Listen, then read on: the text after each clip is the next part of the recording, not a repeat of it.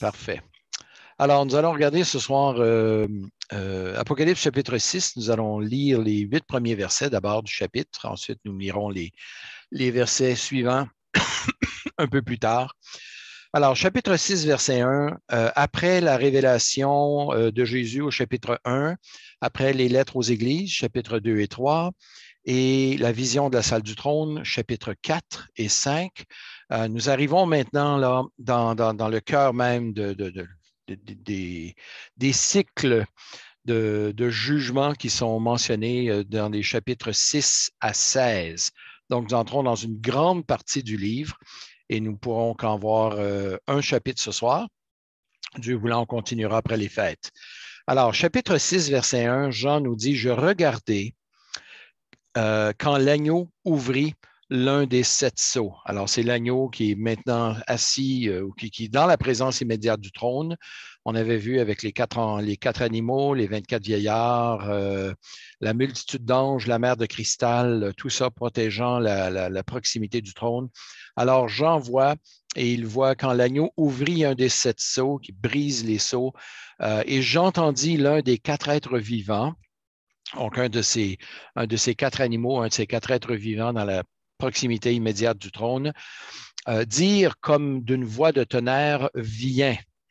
Ce « viens » ne s'adresse pas à Jean, mais s'adresse plutôt à chacun des cavaliers qui vont arriver. Alors, « Viens », et j'ai regardé, et voici un cheval blanc. Celui qui le montait tenait un arc, une couronne lui fut donnée, et il partit en vainqueur et pour vaincre. Quand il ouvrit le second sceau, j'entendis le second être vivant dire « Viens », encore là, adressé à ce deuxième cavalier, et un autre cheval, rouge feu, sortit. Celui qui le montait reçut le pouvoir d'ôter la paix sur la terre, afin que les hommes s'égorgent les uns les autres. Le langage est violent. Et une grande épée lui fut donnée. Verset 3, quand il ouvrit le troisième sceau, j'entendis un troisième être vivant dire « Viens ». Je regardai, et voici un cheval noir. Celui qui le montait tenait une balance à la main, et j'entendis comme une voix au milieu des 4 êtres vivants. Elle disait « Une mesure de blé pour un denier, 3 mesures d'orge pour un denier. Quant à l'huile et au vin, n'y touche pas. » Quand il ouvrit le 4e sceau, j'entendis la voix du 4e être vivant dire « Viens ». Je regardai, et voici un cheval d'une couleur verdâtre. Celui qui le montait se nommait la mort. Le séjour des morts l'accompagnait. Le pouvoir leur fut donné à ces 4 chevaux, 4 cavaliers, sur le quart de la terre pour faire périr les hommes par l'épée, par la famine, par la peste, par les bêtes sauvages de la terre. Alors, ce sont les fameux 4 cavaliers de l'Apocalypse qui débutent cette série de 3 cycles de jugement qui tombent sur, qui tombent sur les êtres humains. Alors, je vous présente ici d'un coup d'œil, Patrice, je pense que tu as ça dans un des dossiers. Je crois que c'est le premier dossier que j'ai envoyé. C'est présenté là, non pas pour que vous soyez capable de le lire, parce qu'il vous faudra une bonne paire de lunettes, mais simplement pour vous présenter en 3 colonnes les 3 séries de jugements. Il y a les sceaux, première colonne, les trompettes à la 2e colonne et les coupes à la 3e colonne. Et j'aimerais simplement regarder avec vous certaines observations quant à chacune de ces séries. Et pour ça, bien, je vais vous partager un autre écran qui est les observations générales sur ces sceaux et sur ces trompettes et sur ces coupes. D'abord, si on regarde chacune de ces colonnes, chacune de ces séries de 7, on voit que les introductions s'étendent graduellement en longueur et en mention du chiffre 7 dans chacune de ces séries. On voit d'abord au chapitre 6, à peu près pas d'introduction. Celle-là, on la trouve plutôt au chapitre 4 et au chapitre 5. Mais lorsqu'on arrive aux trompettes, On a 5 versets d'introduction et on a le mot 7 qui est employé 7 fois. Ce sont les 7 anges avec les 7 trompettes. Alors, il y a beaucoup de détails qui sont donnés là. Les 7 anges aux 7 trompettes, c'est répété. On voit aussi, dans le cas des coupes, l'introduction aux coupes s'étend sur 9 versets cette fois-là, et le chiffre 7 est employé à 7 reprises à titre d'introduction de ces séries. On voit aussi d'une série à l'autre. Alors, quand on regarde les coupes, quand on regarde les sauts, pardon, ensuite on va aux trompettes et aux coupes, on s'aperçoit qu'il y a une intensification graduelle des jugements. Le pourcentage de la population augmente de ceux qui sont affectés. On part du tiers pour aller au quart, pour ensuite aller au tiers, pour ensuite, dans certains cas, voir tous les êtres vivants qui sont dans la mer, par exemple, qui vont périr. Il y a une violence qui accompagne chacune de ces séries qui va en augmentant et l'étendue des désastres augmente aussi. Parfois, c'est le quart de la mer ou c'est le tiers de la verdure pour finalement, plus tard, arriver à beaucoup plus de destruction. La description du jugement final s'allonge. Selon ma compréhension, et je vais le répéter tout à l'heure, le 6e sceau, le 6e trompette et la 7e coupe sont toutes des références au dernier jugement. Je donnerai un peu plus de détails un petit peu plus tard quant à ça. On voit aussi, d'une série à l'autre, une diminution progressive de la repentance. En fait, après la première série de jugements, la série des sceaux, les êtres humains se cachent dans les cavernes, disent montagne tombée sur nous, et ils s'exclament en disant le jour de la colère est venu et qui pourrait subsister? On dirait que dans le cas présent, il y a une reconnaissance au moins de l'autorité de Dieu. Dans la deuxième série, les survivants sont effrayés et d'une certaine manière donnent gloire à Dieu, mais à la troisième série, c'est-à-dire après les coupes, les gens ne se repentent pas, mais au contraire, ils blasphèment Dieu et refusent de lui rendre gloire. Le fait qu'ils blasphèment Dieu, c'est écrit à 2 reprises au moins, et le fait qu'ils ne se repentent pas est allégué à quelques reprises. On a aussi pour chacune de ces séries des interludes, c'est-à-dire des pauses dans la description où on passe finalement dans les sauts, on a les 6 premiers sauts, après quoi on a un interlude qui consiste dans le chapitre 7, après quoi on revient au 7e saut, qui en fait est une introduction. Lorsque le 7e saut est brisé, il ne se passe rien au 7e saut, sinon que c'est le début d'une nouvelle série. Alors, le 7e saut consiste dans la 2e série, qui est à dire la série des trompettes. Alors, on a dans la 2e heptade, c'est-à-dire 2e série de 7, on a 2 interludes cette fois-là. Un premier interlude après la 6e trompette, mais ensuite, on a une interlude là, de 2 chapitres, chapitres 10 et 11, après quoi nous avons la 7e trompette, et après ça, nous avons un nouvel interlude, cette fois-ci de 3 chapitres, chapitres 12 à 14. Et lors de la 3e heptade, la 3e série de 7, donc les coupes, cette fois-là, il n'y a aucun interlude. Alors, on passe directement à la 7e coupe pour amener, pour ainsi dire, plus rapidement le jugement de Dieu. On a aussi, tout au long de cette série de sauts, trompettes et coupes, des mentions répétées des témoins et du témoignage. Je ne prendrai pas le temps de regarder tous les versets qui sont ici, ni même de les mentionner, mais on voit cette insistance qui se développe à l'effet que les gens sont appelés à être des témoins ou ils sont mis à mort à cause de leur témoignage. Et partout dans ces chapitres 6 à 16, il y a donc des références répétées au témoignage à rendre à Jésus. Il y a aussi, sixièmement, des mentions répétées ou des appels répétés à la persévérance. Dans le cas des âmes qui sont sous l'autel, au 5e saut, ces âmes égorgées sont appelées à se tenir en repos quelque temps encore, donc persévérer dans leur patience. Mais il y a au chapitre 12, il y a ceux qui acceptent de mourir, chapitre 12, verset 17. Encore là, il y a ceux qui ont gardé le commandement de Dieu, qui retiennent le témoignage de Jésus. Et il y a les saints qui gardent les commandements de Dieu et la foi en Jésus-Christ. Donc, il y a un prix qui est attaché à ça, c'est le prix de la persévérance de la part des enfants de Dieu.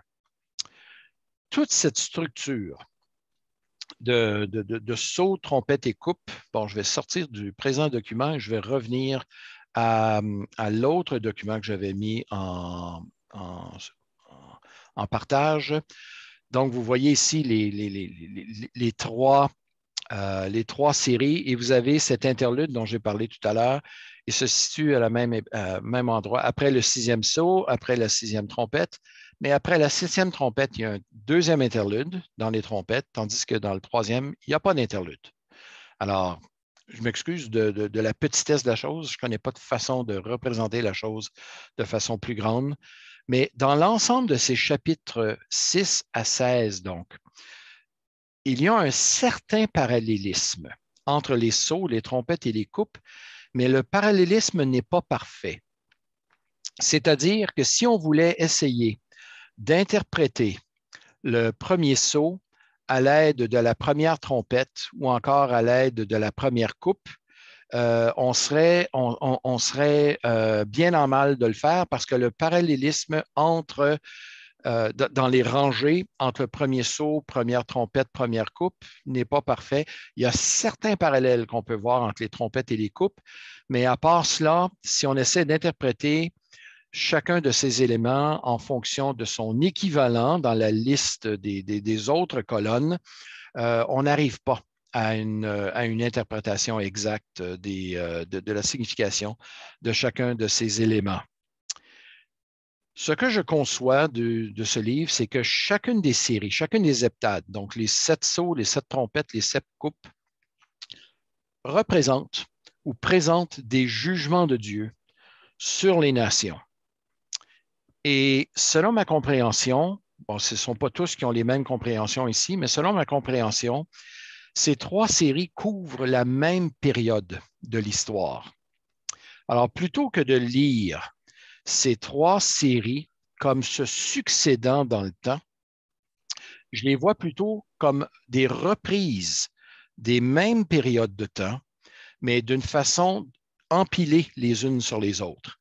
C'est-à-dire que la première série, les sauts, couvre une période de temps entre la première et la deuxième venue de Jésus. Et lorsqu'on ouvre le 7e saut, en fait, on retourne dans une nouvelle série, cette fois-ci couvrant encore la totalité des temps entre la première et la deuxième venue de Jésus, et de même pour les trompettes. Donc, plutôt que de lire ces 3 séries de sauts, trompettes, coupes comme se succédant dans le temps, je les vois plutôt comme s'empilant les unes sur les autres. Vous vous souvenez du fameux appareil, des fameux rétroprojecteurs où on plaçait sur ces projecteurs ce qu'en québécois on appelle des acétates, donc des feuilles de plastique. Et on pouvait ajouter une autre feuille par-dessus, ça nous donnait une autre dimension, ajouter une autre. On faisait souvent ça avec les voyages de l'apôtre Paul, avec une carte générale, puis ensuite on mettait d'autres diapos par-dessus, les unes par-dessus les autres. Je crois qu'on a le même phénomène dans les sauts, les trompettes et les coupes. Donc, plutôt que de les lire d'une façon séquentielle au plan chronologique, qui, je dois le dire, ne correspond pas au genre littéraire. Et je sais qu'il y a une question là-dessus, je vais y répondre un peu plus tard. Mais selon le genre littéraire, souvent dans les apocalypses, écrites de façon générale, les mêmes événements sont repris sous des formes différentes, sous des images différentes. Et l'Apocalypse, donc, écrite dans un genre littéraire apocalyptique, eh bien, va dans le même sens, c'est-à-dire qu'on nous présente les mêmes événements, mais d'une perspective différente Et dans le cas des sceaux, des trompettes et des coupes, je pense que la perspective s'approche de plus en plus de celle de Dieu. De sorte qu'en s'approchant de Dieu, on voit une baisse dans la repentance. On voit plus de gens être affectés. On voit la sainteté de Dieu qui est de plus en plus louée alors que les êtres humains maudissent Dieu. Alors, ce sont des phénomènes que l'on constate dans cette partie du livre. Et cette partie du livre, donc les chapitres 6 à 16, vont à l'occasion nous donner des flashs de ce qui va suivre par la suite. À 2 reprises, au chapitre 14 et au chapitre 16, on entend dire que Babylone est tombée. Elle est tombée, ou malheur à Babylone, ou elle est tombée Babylone la Grande. Et pourtant, on doit attendre au chapitre 17 et 18 pour avoir la description ou la narration de la chute de Babylone. Alors, chronologiquement parlant, la chute de Babylone, les chapitres 17 et 18, se situent au plan chronologique à l'intérieur des chapitres 6 à 16. Ce ne sont pas 2 chapitres qui suivent chronologiquement ce qui se passe. La chute de Babylone est déjà mentionnée au chapitre 14. Jean va nous décrire un peu plus tard dans le récit ce dont il est question dans la destruction de Babylone. C'est donc dire que l'Apocalypse ne nous présente pas les choses d'une façon strictement chronologique. Et ça, je dois dire que ça vient contredire une vision dite dispensationaliste du livre de l'Apocalypse. Quand je suis venu au Seigneur, on m'a présenté cette façon de lire le texte et mais je lisais l'Apocalypse finalement d'une façon assez chronologique. Après donc la vision de la salle du trône, on avait les 6 sceaux, après quoi chronologiquement venaient les 6 trompettes, après quoi chronologiquement venaient les 7 coupes.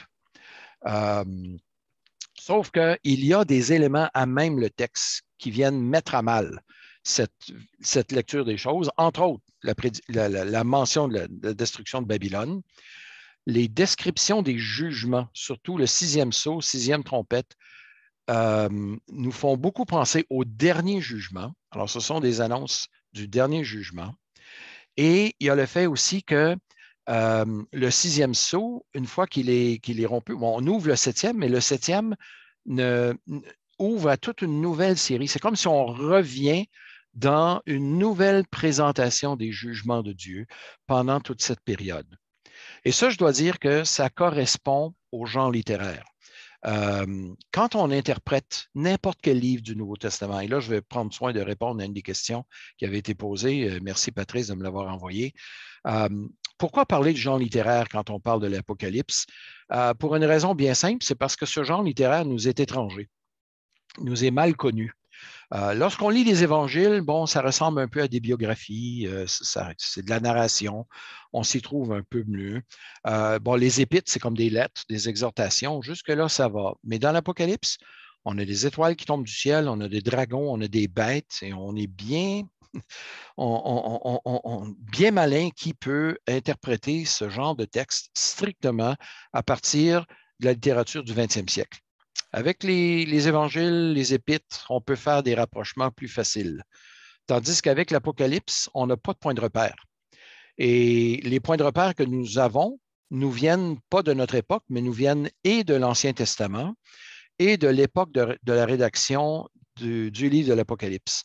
Alors, il y a des textes apocalyptiques dans l'Ancien Testament, le livre de Daniel, le livre de quelques passages dans Joël, les chapitres 24 à 27 d'Ésaïe, évidemment, le livre de Zacharie, des bonnes sections du livre d'Ézéchiel. Je ne sais pas si vous avez déjà essayé de comprendre le livre de Zacharie, mais ce n'est pas facile à comprendre. Et non plus des bonnes sections du livre d'Ézéchiel. C'est parce qu'on est en présence, pardon, on est en présence d'un genre littéraire apocalyptique qui nous est mal connu, mais qui était bien connu à l'époque. Alors, les efforts que nous avons à faire sont plus grands lorsque vient le temps de parler de l'Apocalypse, tout simplement parce que c'est un genre littéraire qui nous est moins connu.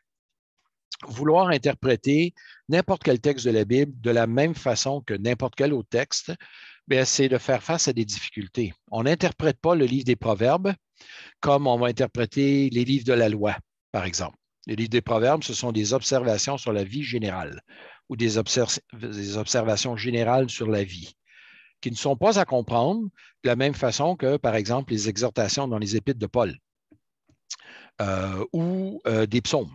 Les psaumes, ce sont des états d'âme, ce sont des réflexions, ce sont des émotions écrites sous forme poétique pour nous amener, pour nous équiper finalement, à nous adresser à Dieu de la façon dont lui le désire. Alors, les livres historiques de l'Ancien Testament ne sont pas interprétés comme le livre, par exemple, le livre de Zacharie. Alors, chaque genre littéraire, pour ainsi dire, fournit sa grille d'interprétation. Et lorsqu'on arrive au livre de l'Apocalypse, ben, du fait qu'il est unique en son genre dans le Nouveau Testament, fait en sorte que pour nous, il nous cause pas mal de difficultés. Sauf que lorsqu'on retourne dans l'Ancien Testament, il y a déjà pas mal d'arrière-plan au plan du genre littéraire apocalyptique dans l'Ancien Testament, sans oublier les apocalypses qui ont précédé dans le siècle avant Jésus-Christ et dans le ou les 2 siècles qui ont suivi. De sorte que ce genre littéraire nous aide à comprendre parce que certaines des images, le vocabulaire, des cycles de discours, de la présence angélique, des visions célestes, des voyages célestes, on les retrouve dans ces livres-là, tout comme on les retrouve aussi dans l'Apocalypse. Donc, il y a un besoin plus grand d'être conscient du genre littéraire lorsqu'on étudie le livre de l'Apocalypse. Et je reviens donc à cette structure des 3 séries, des sauts, des trompettes et des coupes. Plutôt que de les lire de façon séquentielle, je pense qu'on a à gagner à les lire en spirale, c'est-à-dire de voir chacun des cycles qui reprend la totalité de la période entre la première et la deuxième venue de Jésus. C'est différent de ce que j'ai appris quand j'étais tout jeune chrétien. C'est différent de ce que vous avez peut-être appris dans le cadre de l'action biblique, j'en suis bien conscient. Mais je pense que c'est là une lecture qui se rapproche plus du fait que ça a été écrit au premier siècle pour des gens qui comprenaient ces textes, mais bon, dont la compréhension nous échappe en raison de la distance historique, de la distance sociale, pour ne pas dire aussi peut-être parfois de la distance théologique. Alors, ceci étant dit, nous allons donc regarder euh, les sceaux, d'abord les 4 premiers, puis ensuite les 2 derniers. Le 7e, ben, nous le regarderons après les fêtes parce que lui, il ouvre, et il est après l'interlude, mais il ouvre toute une série de nouveaux jugements. Alors, quand on arrive au chapitre 6, nous arrivons à une série rapide de 4 sceaux qui sont brisés, qui amènent des êtres, les fameux êtres vivants qui sont autour du trône, à interpeller des cavaliers qui arrivent. Alors, il y a une certaine perspective de l'histoire maintenant qui s'accomplit. À chaque sceau qui est brisé, en fait, ça nous présente une partie des jugements de Dieu qui tombent sur les habitants de la terre. Certains vont croire que ce n'est qu'une fois tous les sceaux brisés et que là, on peut finalement lire le parchemin, que se déroule l'action. En fait, l'action, non pas que se déroule l'action, mais qu'on peut connaître quel est le contenu des sceaux. Mais le contenu des sceaux, il est déjà dans ce rouleau. D'ailleurs, il est écrit des 2 côtés. On peut en prendre connaissance d'une certaine façon. Alors, ce n'est pas comme si les sceaux nous empêchent de comprendre le contenu, mais quand les sceaux sont brisés, la brisure de ces sceaux sont à comprendre à l'effet que maintenant, les événements écrits dans le document, eh bien, se produisent, ils arrivent. Alors, euh, je répète que les sceaux n'ont pas pour but de cacher le contenu, mais une fois brisé, on voit la mise en œuvre de ce qui est contenu dans ce parchemin. Alors, on voit rapidement, donc, en rapide succession, 4 cavaliers. J'ai mentionné lors d'autres rencontres que le livre de l'Apocalypse était imbibé, non pas de citations, mais d'allusions à l'Ancien Testament. Et c'est vrai ici. Ces 4 cavaliers qui arrivent, ce sont des échos, en fait, d'autres textes de l'Ancien Testament, notamment dans Zacharie chapitre 1, versets 8 à 13, mais surtout Zacharie chapitre 6, versets 1 à 8. Dans Zacharie chapitre 1, on nous présente un cavalier roux qui est identifié un peu plus tard comme étant un ange, qui est parmi des myrtes, ce sont des arbustes aromatiques, et derrière lui, il y a des chevaux roux, des chevaux fauves, c'est-à-dire brun roux, et de chevaux blancs. Ce sont des chevaux, non pas un de chaque, mais des chevaux de plusieurs couleurs. Dans Zacharie chapitre 6, versets 1 à 8, on a encore des chevaux, on a 4 groupes, mais cette fois-ci, ce sont 4 chariots. Non pas 4 cavaliers qui montent sur des chevaux, mais 4 chariots qui sont tirés par des chevaux. Et ces chevaux sont de différentes couleurs: roux, noir, blanc et brun avec des taches. Donc, Jean emprunte à Zacharie l'image des chevaux, le fait qu'il y ait des couleurs, mais et le nombre de chevaux et les couleurs ne correspondent pas. Donc, tenter de faire équivaloir la signification de ces chevaux ou de ces chariots dans Zacharie à nos 4 cavaliers dans l'Apocalypse, c'est hasardeux parce que les parallèles ne sont pas exacts. On a 4 groupes, on a 4 couleurs, mais les couleurs ne correspondent pas. Il n'y a que le chiffre 4 et le fait qu'on a des couleurs différentes. Même les couleurs ne correspondent pas. Alors, Jean va emprunter ces images à Zacharie, mais il va leur donner un sens qui leur est propre dans son contexte à lui. Alors, lors de l'entrée donc de chacun de ces cavaliers, pour les 4 premiers cavaliers, on a donc ces 4 sceaux. Le premier sceau nous présente un cheval blanc, un cavalier qui reçoit un arc, il y a une couronne qui lui est donnée, on lit, et il part en vainqueur et pour vaincre.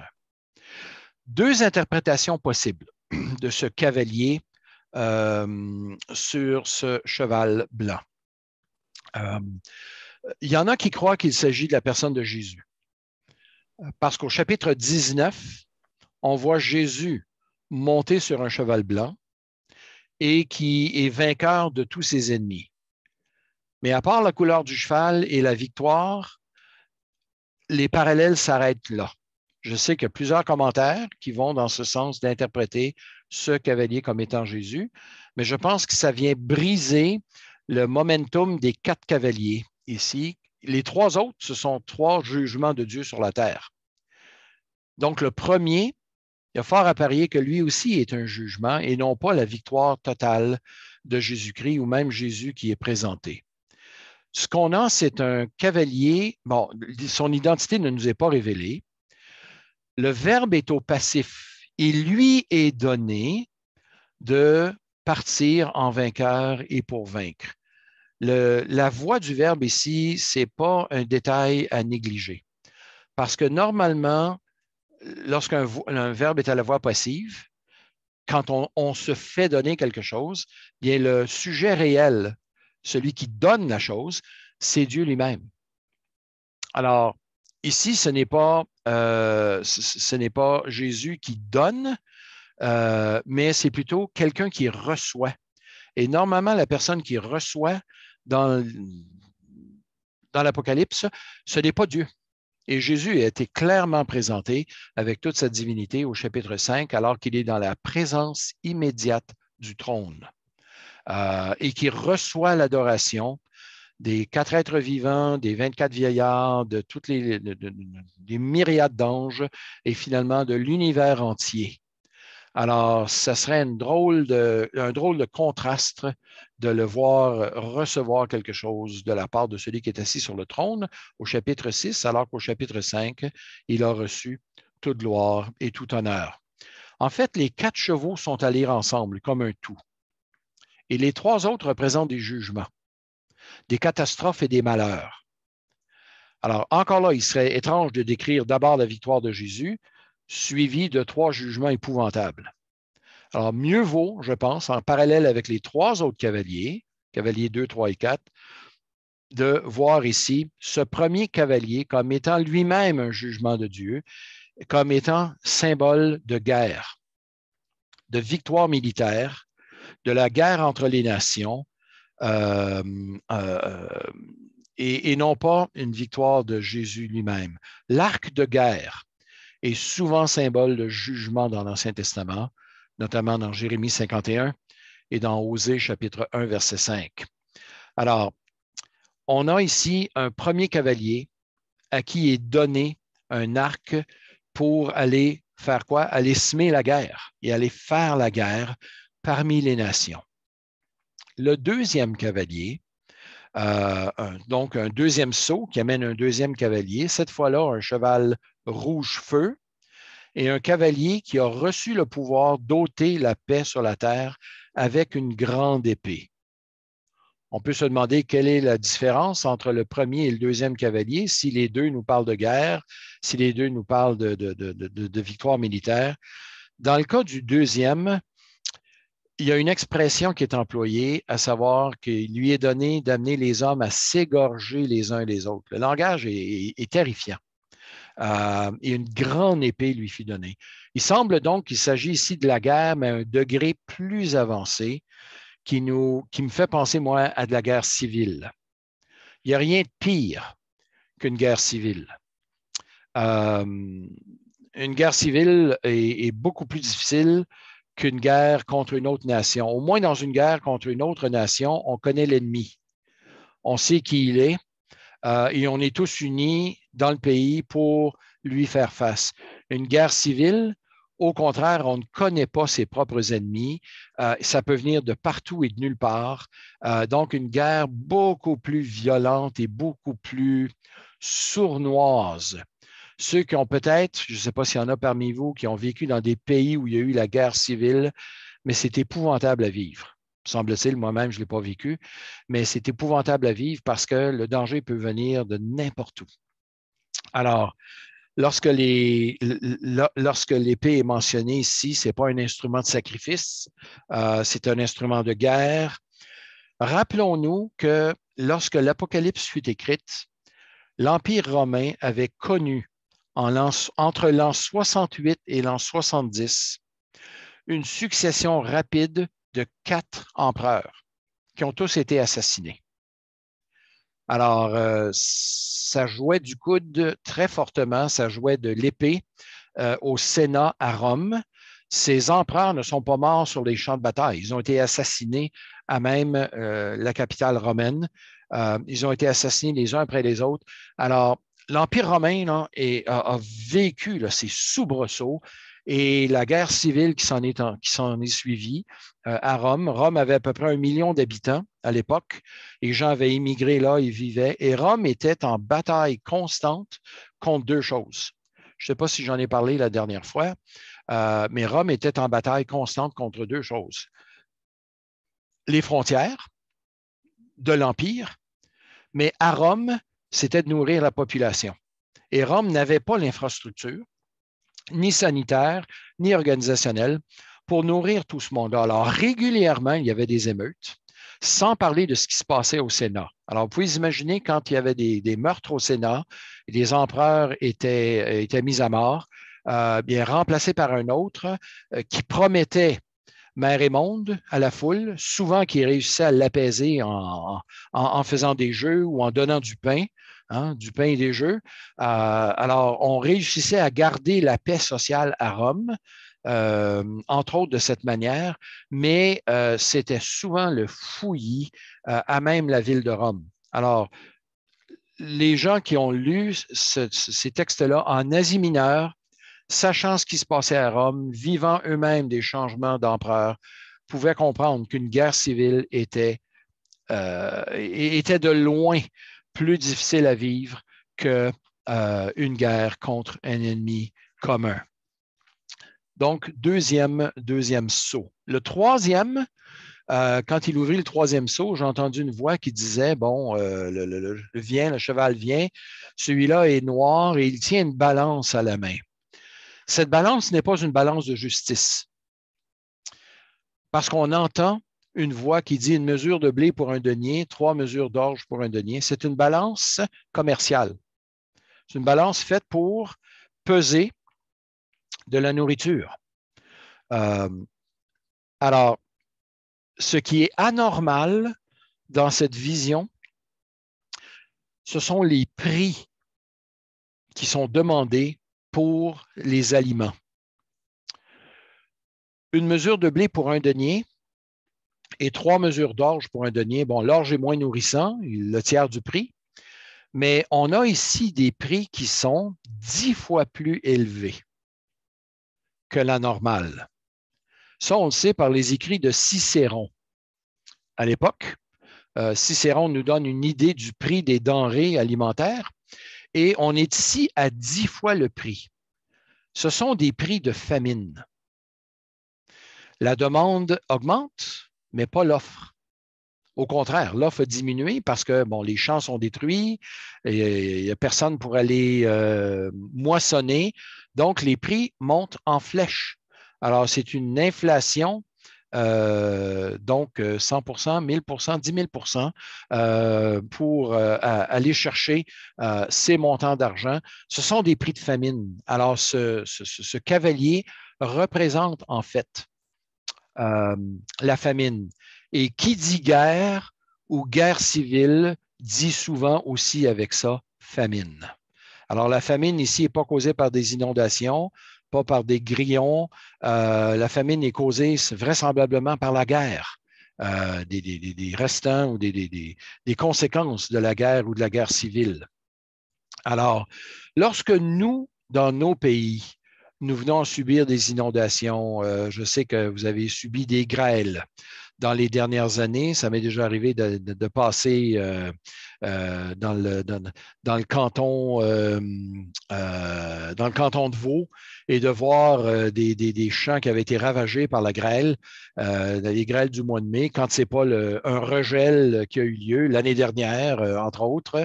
Alors, à peu près tous les arbres fruitiers du Jura, ils sont passés et ils ont pas. Les arbres ne meurent pas, mais ils ne donnent pas de fruits pour cette année-là. Alors, vous devez aller chercher vos abricots dans le Valais et tous vos fruits dans des endroits où il n'y a pas eu cette grêle, où il n'y a pas eu ce gel. Eh bien, nous, dans nos situations, bien, on change nos sources d'approvisionnement. Alors, plutôt que de les avoir chez nous, on les fait venir d'un peu plus au sud. Si ça ne fonctionne pas, bien, c'est le Portugal. Si ça ne fonctionne pas, bien, on importera d'Asie. Ici, en Amérique du Nord, eh bien, si les orangers de l'Ontario ou les pommiers de l'Ontario viennent à ne pas produire, eh bien, on importe tout simplement de la Floride ou de la Californie ou ailleurs. On change. À l'époque du Nouveau Testament, pardon, les systèmes d'approvisionnement, les systèmes pour fournir la nourriture ne fonctionnent pas du tout comme ceux d'aujourd'hui. Le grenier de l'époque, c'est l'Égypte. Et s'il y a trop de pirates, s'il y a des sécheresses, eh bien, on est pris là. On mangera l'année prochaine. Alors, c'est pour les gens de cette époque, donc, les famines, les sécheresses étaient dévastatrices et la pénurie s'installait très rapidement et les prix flambaient. Alors, c'est ce qu'on a ici. Le fait que le vin et l'huile ne sont pas touchés, l'ange reçoit l'ordre de ne pas y toucher, ou le cavalier reçoit l'ange de ne pas y toucher, diversement interprété. Est-ce que c'est le fait, par exemple, que seulement les riches peuvent se le permettre? Ou encore un signe qu'il existe une limite dans le jugement de Dieu? C'est possible. Et habituellement, les vignes et les oliviers se remettent plus facilement de la sécheresse et des inondations que des récoltes normales, qui sont, elles, beaucoup plus sujettes à être détruites. Alors, on ne sait pas exactement pourquoi ils reçoivent l'ordre de ne pas y toucher, mais semble-t-il que je favorise l'explication sur laquelle pardon, ces choses sont plus résistantes. Le quatrième sceau, on voit un cheval qui est couleur verdâtre.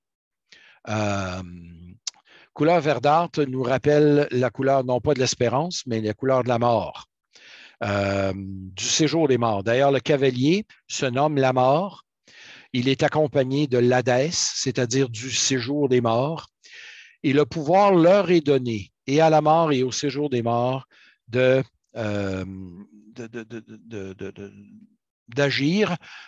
et de faire périr les hommes par l'épée, la famine, la peste et les bêtes sauvages de la terre. Ce quatuor, ces quatre fléaux, l'épée, la famine, la peste, les bêtes sauvages, reprennent certains des éléments des premiers cavaliers, mais on voit ce quatuor apparaître à quelques endroits dans l'Ancien Testament. Ce sont souvent des signes de jugement de Dieu sur Israël ou sur Juda ou sur d'autres nations.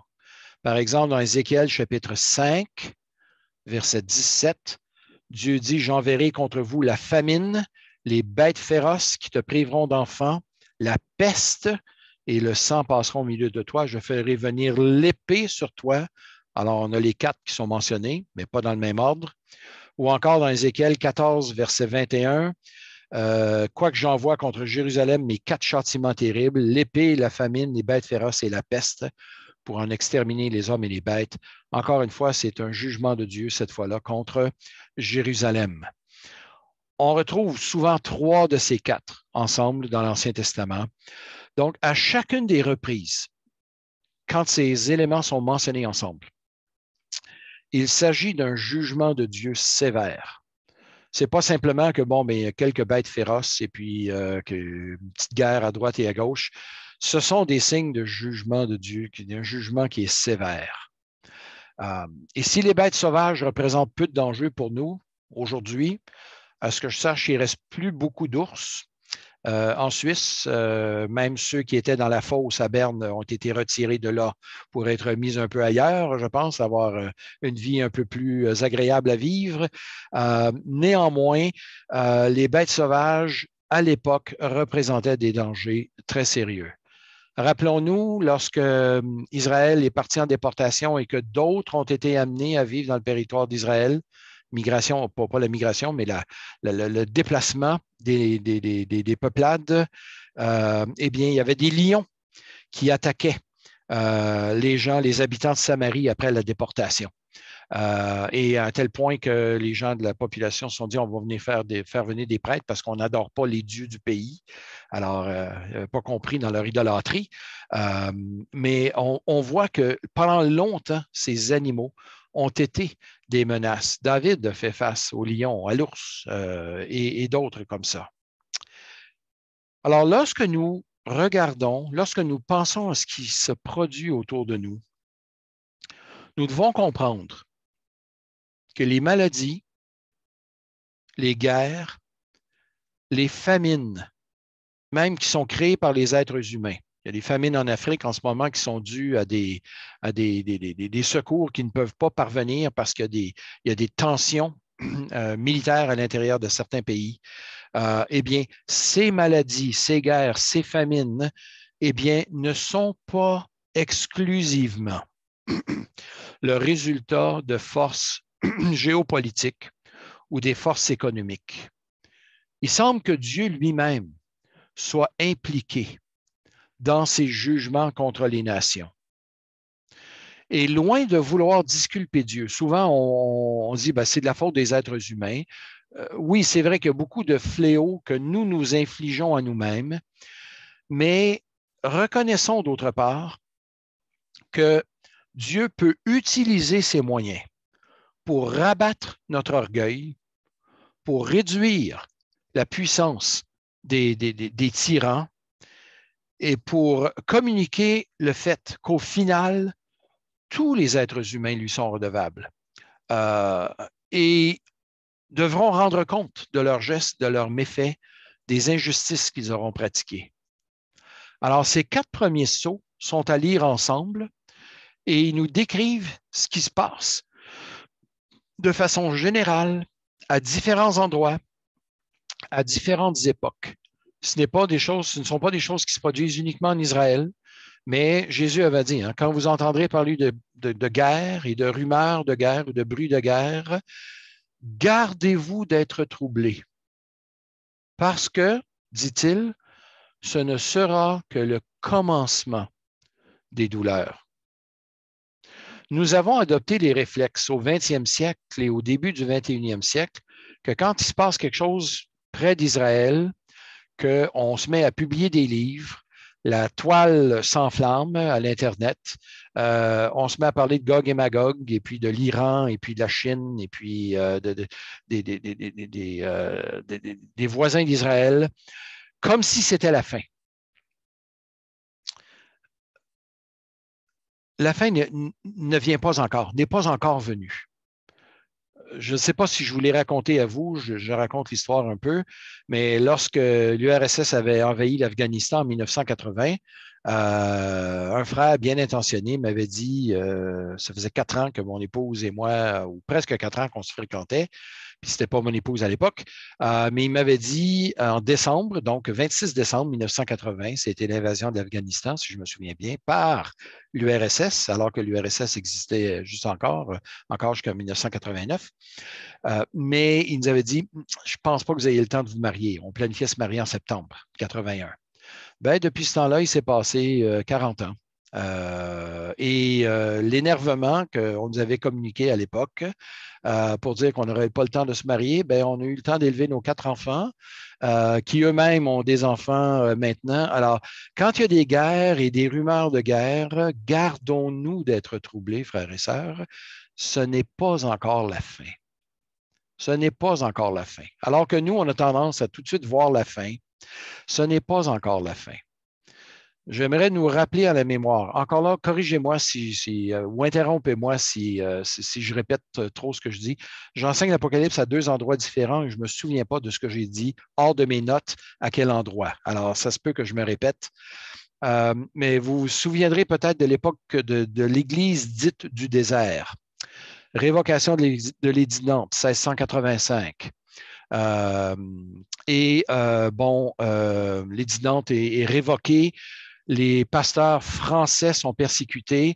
Certains passent à Genève, d'autres se réfugient en Hollande, mais en majeure partie, on est en territoire suisse, protégé donc des dragons de Louis XIV et des armées de Louis XIV. Et à l'époque, les chrétiens, les gens de la religion dite réformée, donc les Huguenots en France, se réunissent en cachette, d'où le sens du désert. L'époque est comparée au désert, aux 40 ans dans le désert du peuple d'Israël aussi. Mais à l'époque, les écrits de Pierre Jurieu, pasteur français passé en Suisse, qui écrit ses lettres pastorales destinées à encourager les frères et sœurs du côté français à persévérer. Bien, ces lettres pastorales sont donc amenées en cachette dans ces familles et on se nourrit. À l'époque, j'ai lu les lettres pastorales de Pierre Jurieu, il y en avait pour 700 pages, 2 colonnes. Et puis, on s'attend, on attend le retour de Jésus-Christ de façon imminente. On entend des voix à la cime des arbres lorsqu'on se réunit de nuit en cachette pour échapper justement aux soldats du roi de France. Et les gens sont convaincus que Jésus est sur le point de revenir. Tout laisse à croire qu'effectivement, ce sera le retour de Jésus-Christ. Et ça a duré jusqu'en 1702. Et je ne sais pas si vous connaissez un petit peu votre histoire. J'ai eu l'occasion d'étudier cette partie de l'histoire, mais c'est terminé dans un bain de sang. Alors que les frères et sœurs en France avaient pris les armes, assurés de leur victoire contre les soldats du roi de France. Et ça s'est terminé dans un bain de sang dans lequel leur propre sang a coulé.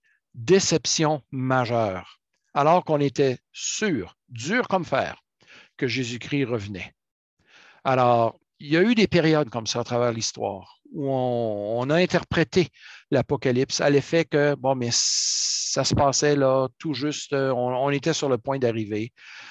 Et Jésus nous a bien mis en garde, bien mis en garde en disant, gardez-vous d'être troublés, ce ne sera pas la fin. Alors, je sais que ça paraît toujours spirituel dans nos milieux de parler du retour du Seigneur et d'attendre le retour du Seigneur. Et ça, on doit garder ça frais à notre pensée.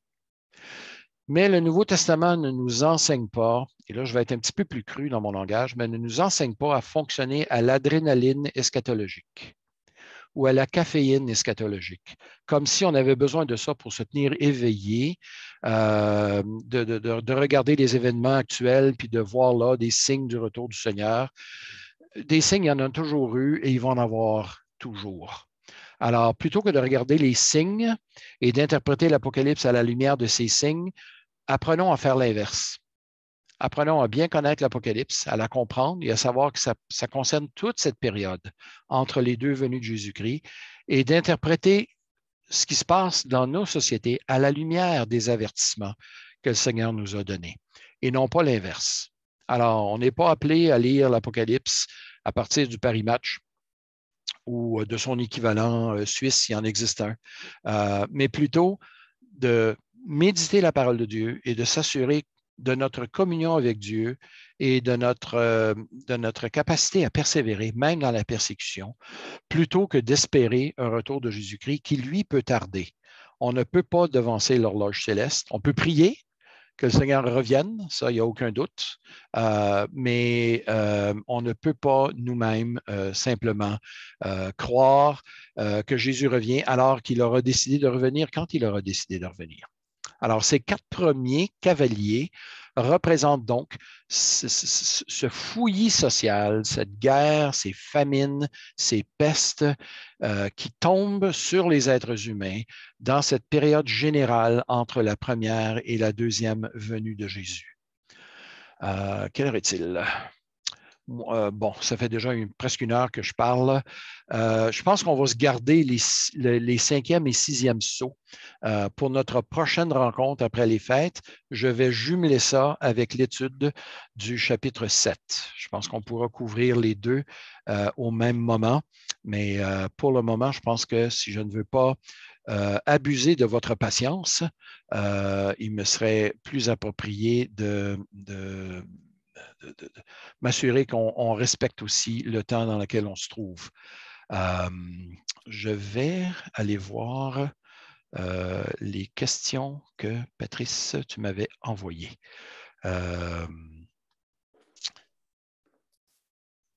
Donc, voilà.